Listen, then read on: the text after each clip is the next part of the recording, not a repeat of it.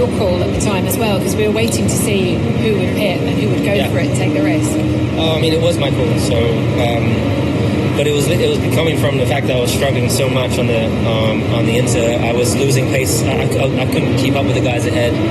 The tyres had grained front and rear, and I was just a passenger at that point. So, and I could see the dry line, and I was like, we've got to do something, otherwise I'm going to lose more places. So I made the call. I kind of wish I did it maybe a lap before, but happy I made it. You know, the car felt great after that, and then to get third from seventh, it's a good one. Are we witnessing Lewis Hamilton's competitive rebirth with Ferrari, or is it just a passenger flash in the middle of chaos? What tells us his performance in Miami about the future of Italian team? The arrival of Lewis Hamilton to Ferrari for the 2025 season was one of the most shocking movements in the recent history of Formula One. A combination of romanticism, expectation, and absolute pressure. The seven-time world champion not only left Mercedes, the structure that had accompanied him in his most glorious days, but also immersed himself in the controlled chaos that is Ferrari. A shield with legacy, yes, but also with recent scars of tactical frustration, erratic decisions on the wall, and a recent story marked by not knowing how to manage their own talents. The Ferrari name imposes, but from within it does not always respond with the same solidity. And Hamilton discovered it very soon. During the preseason, the SF-25 data were contradictory. The simulations showed performance promises, especially in medium curves, but there was a clear lack of consistency in long steins, which betrayed an erratic behavior of the car when the conditions became less ideal. For Hamilton, this was an unknown territory. He came from a team like Mercedes, where engineering was meticulously adjusted to his driving style and where his requests were rarely unanswered. In Ferrari, on the other hand, he had to mold to the car as much as the car adapted to him. And that symbiosis process was not going to be immediate. The Australian Grand Prix, the first race of the calendar, could not be a more forceful blow to its illusions of golden debut. From the free training, Hamilton battled with an unstable car in braking and with a rear that seemed to have his own will in little adhesion conditions. Ferrari had opted for an aggressive tuning, seeking to maximize peak speed, sacrificing some aerodynamic load, but the balance did not work for Hamilton. In classification, it was trapped in traffic without being able to complete its optimal return in Q3. It ended behind Leclerc, but just a few tenths, which would be a deceptive fact because the Monégasque session was interrupted by a yellow flag. In the race, the story was even worse. Hamilton fell to half-table traffic, trapped after an Albon who knew how to defend intelligence, while Ferrari made a strategy error by leaving him out with intermediate tires when everyone was already entering. That race was a painful radiography. Hamilton didn't have the car under control yet.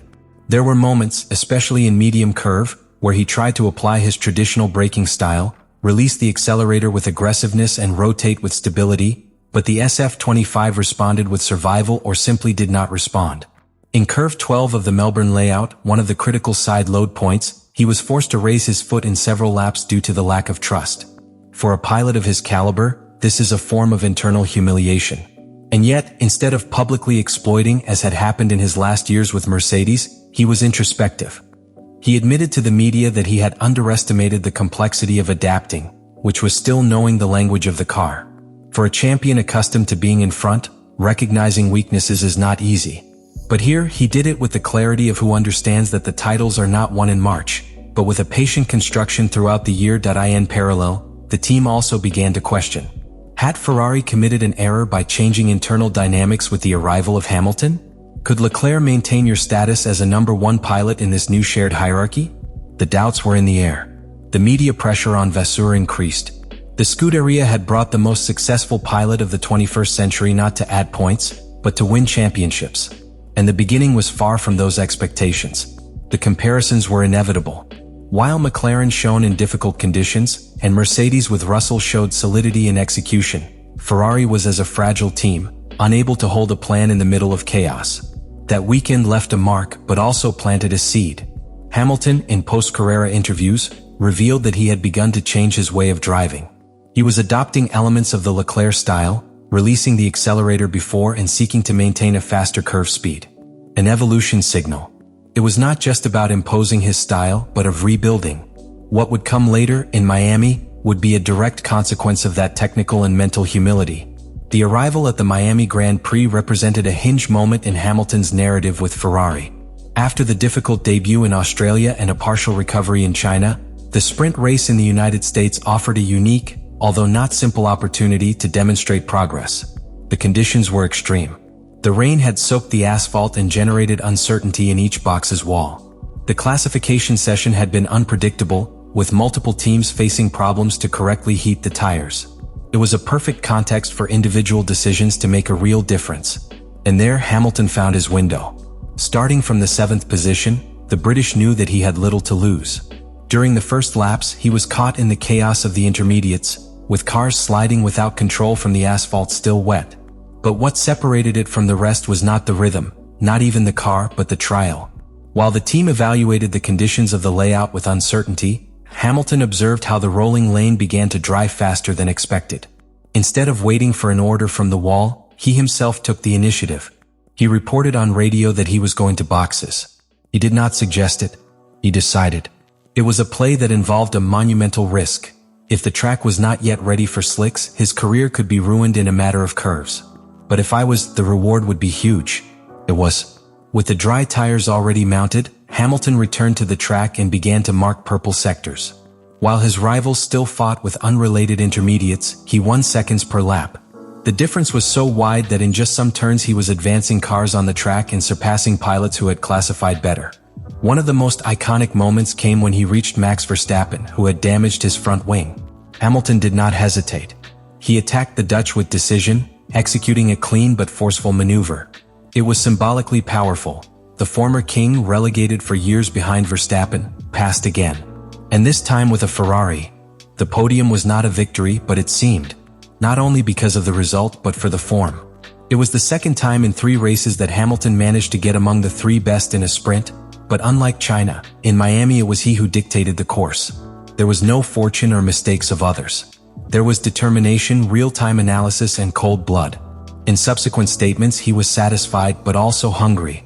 If they had given me 2 more turns, I could have attacked the McLaren, he confessed. It was not a phrase for the gallery, but an affirmation based on the career rhythm.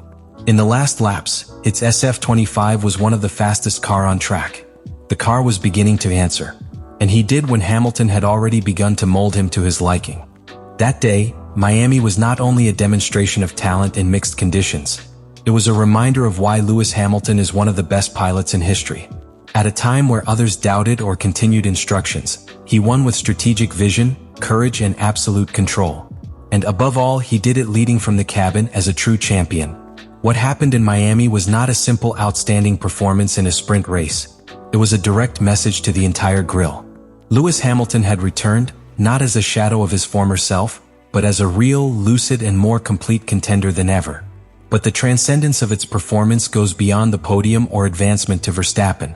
The truly shocking was the way his leadership emerged within Ferrari, a team that has historically oscillated between organizational chaos and the flashes of technical genius. In the last seasons, Ferrari has struggled to establish a clear hierarchy among its pilots. Charles Leclerc, young, fast, and emotionally volatile, had been the visible face of the project, but also its most vulnerable point when things did not go as expected. With the arrival of Hamilton, that informal structure began to stagger. In just 3 races, the British has already demonstrated control over the strategy, a career reading, and an adaptation capacity that Leclerc has not finished consolidating. And that changes everything. If Ferrari wants to fight the championship against a McLaren in a state of grace and a Red Bull still dangerous, he needs to choose a leader. Miami may have been the time where this choice became evident. In addition, the domino effect of this action is felt throughout the paddock. Teams such as Mercedes, who bet on a young duo with Russell and Antonelli, observe carefully how Hamilton transforms an environment full of pressure into a results platform.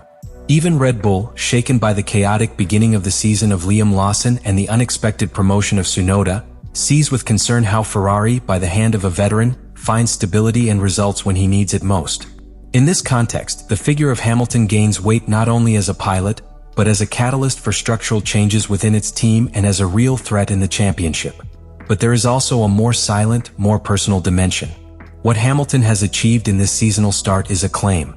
For years he was accused of being just the product of Mercedes' dominant car. It was insinuated that without the best car, its greatness would be questioned. Now, with an imperfect Ferrari in full technical reconstruction, it is demonstrating that its value transcends any machine.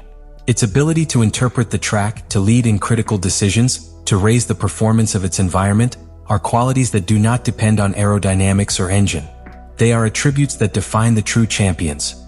This chapter in Ferrari is still writing, but if something was clear in Miami, it is no longer a guest in Maranello. It is the gravitational center of the project. And while other teams face identity crisis, Ferrari finally could have found not only a winning pilot, but a reference with the experience, character, and courage necessary to drive them back to the top of Formula One. Lewis Hamilton's performance at the Miami Grand Prix is not an isolated event. It is the turning point in a narrative that many already thought of written. What seemed to be a nostalgic transition to Ferrari is beginning to take form as a real crusade by the world title. And it is not only a pilot rediscovering his best version, but also a team learning to trust a figure that not only runs, but guides, questions, and transforms. This type of performance is not improvised. It is the product of a winning mentality, cultivated for years to the highest level, and now adapted to an environment that had lost course. Ferrari has found in Hamilton not only a driver, but a trusted builder, someone capable of making individual decisions into collective points. The consequences of this new leadership could define the 2025 championship, especially if the rivals such as McLaren and Red Bull continue to face their own internal conflicts and technical challenges. But the great question that remains is if this more methodical Hamilton version, more strategic, more patient, can be sustained along an increasingly demanding calendar.